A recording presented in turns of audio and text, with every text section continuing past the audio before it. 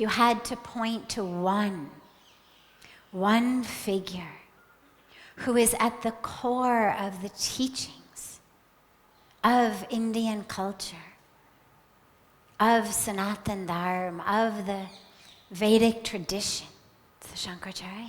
The real core teaching is that teaching of oneness, what we call Advaita Vedanta, just one. Not one God, but nothing but God. There's this great illusion about Hinduism that we are a polytheistic religion, that we worship this God and that God and this God and that God.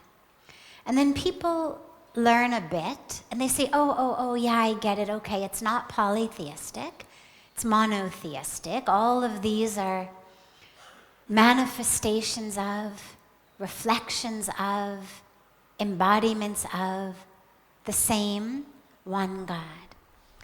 But if you go deeper, it actually isn't even monotheistic. Monotheistic implies there is one God out there somewhere. In Sanatan Dharma, we believe there is nothing but God. And that teaching was really the core of his teachings. He said so beautifully that he who knows Brahman as one and himself as another doesn't know Brahman. Meaning, if you think of God as separate from yourself, you don't know God.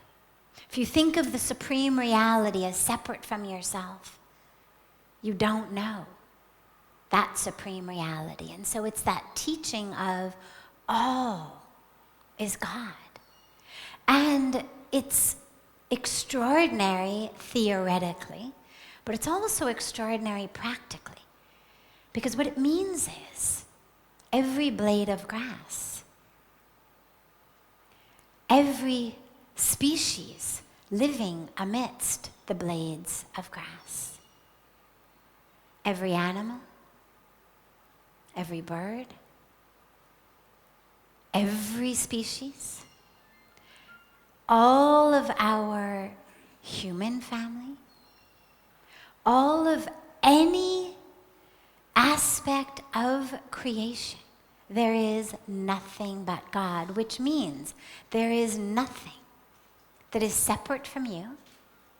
There is nothing that isn't self, which means the same way that we care about ourselves, the same way that we love ourselves, the same way we protect ourselves is the same way we need to move through the world.